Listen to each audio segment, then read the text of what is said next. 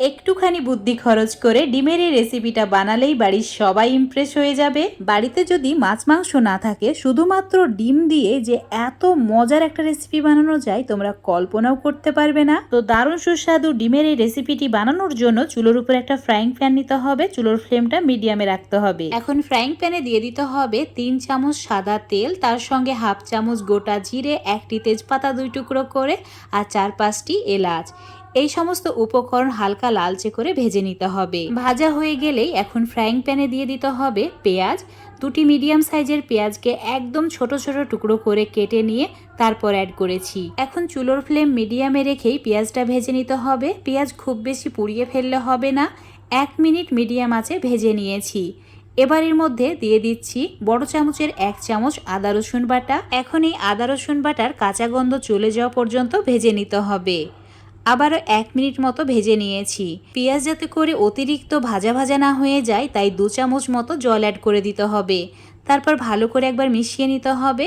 মেশানো হয়ে গেলেই এর মধ্যে দিয়ে দিতে হবে গুঁড়ো মশলা, যেমন 1 চামচ হলুদ গুঁড়ো, 1 চামচ ঝাল লাল লঙ্কার গুঁড়ো, আর দিতে হবে হাফ চামচ জিরের গুঁড়ো, আর 1 চামচ ধনের গুঁড়ো, আর হাফ চামচ মতো কাশ্মীরি লাল লঙ্কার গুঁড়ো। এখন সমস্ত কিছু ভালো করে কষিয়ে নিতে হবে যতক্ষণ না একদম তেল ছেড়ে দেয়। দেখতেই পাচ্ছ একদম তেলটা ছেড়ে দিয়েছে আর ভাজা ভাজা হয়ে গেছে। এখন চুলোর ফ্লেম একদম কমিয়ে দিয়ে একটা মশলা বানিয়ে নিতে হবে।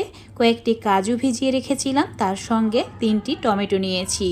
এই দুটি উপকরণ একদম মসৃণ করে পেস্ট করে নিতে হবে। এই পেস্টটা এখন ফ্রাইং প্যানের মধ্যে ঢেলে দিতে হবে। এখন এই মশলার সঙ্গেই দিয়ে দিতে হবে স্বাদ মতো 1 চামচ নুন।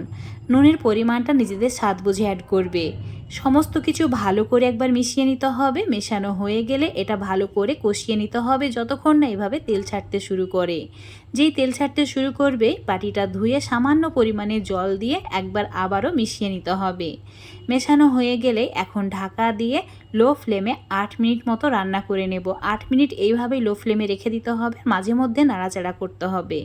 তোমাদের 8 মিনিট পর দেখাচ্ছি। দেখতেই পাচ্ছ কত সুন্দর একটা কালার চলে এসেছে আর খুব সুন্দর একটা সুগন্ধ বের হচ্ছে, মানে মশলাটা একদম পারফেক্ট কুক হয়েছে। আর এর মধ্যে দিয়ে দিতে হবে 1.25 কাপ মতো জল। এই রেসিপিতে ঝোলের পরিমাণ একদম কম থাকে, তাই জলটাও কম দিতে হবে। ভালো করে মিশিয়ে নেওয়ার পর দিয়ে দিতে হবে 1 মুঠি ধনেপাতা কুচি, তার সঙ্গে হাফ চামচ মতো চিনি, আর দিয়ে দিতে হবে সামান্য পরিমাণে গরম মশলার গুঁড়ো। তোমরা চাইলে এখানে ফ্রেশ ক্রিম আর কাসুরি মেথিও অ্যাড করতে পারো। আমি দিচ্ছি না, আমার ভালো লাগে না তেমন, এইভাবেই খেতে এটা বেশি ভালো লাগে। মিশিয়ে নেওয়ার পর যে তেজপাতা দিয়েছিলাম সেগুলোকে উঠিয়ে ফেলে দিচ্ছি। এখন সমস্ত মশলা অ্যাড করে দেওয়ার পর 1 মিনিট লো ফ্লেমে রান্না করে নিতে হবে আর কন্টিনিউ এভাবেই নাড়াচাড়া করতে হবে। 1 মিনিট হয়ে গেলেই এর মধ্যে দিয়ে দিতে হবে ডিম। তোমরা যে পরিমাণে ডিমের রেসিপি বানাতে চাও সেই হিসাব করে এখানে ডিমগুলো অ্যাড করে দেবে। প্রথমে একটি ডিম একটা কাপের মধ্যে ভেঙে নেবে, তারপর এভাবে একটা একটা করে অ্যাড করবে, একসঙ্গে কিন্তু সব ডিম দেবে না। এখন প্রত্যেকটি ডিমে উপর থেকে সামান্য পরিমাণে ঝাল লঙ্কার গুঁড়ো অ্যাড করে দিচ্ছি আর কয়েকটি কাঁচা লঙ্কা গোটা অবস্থায় এভাবে দিয়ে দিচ্ছি।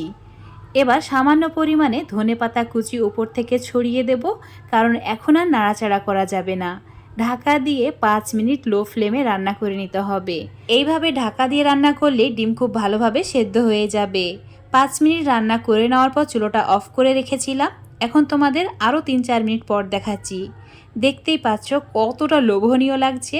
এই রেসিপিটা খাবার টেবিলে থাকলে অন্য কোনো কিছুর প্রয়োজন হবে না, এমনকি মাছ মাংসও চাইবে না। আজকে তোমাদের সঙ্গে ডিমের দারুণ সুস্বাদু ডিম লাবাবদারের রেসিপি শেয়ার করেছি। এটা বানানো যেমন সহজ, খেতে দারুণ সুস্বাদু। অবশ্যই বাড়িতে আমার রেসিপি ফলো করে একবার হলেও বানিয়ে খেয়ে দেখবে। আশা করছি তোমাদের অনেক ভালো লাগবে খেয়ে। ভালো লাগলে লাইক শেয়ার কমেন্ট করে দেবে।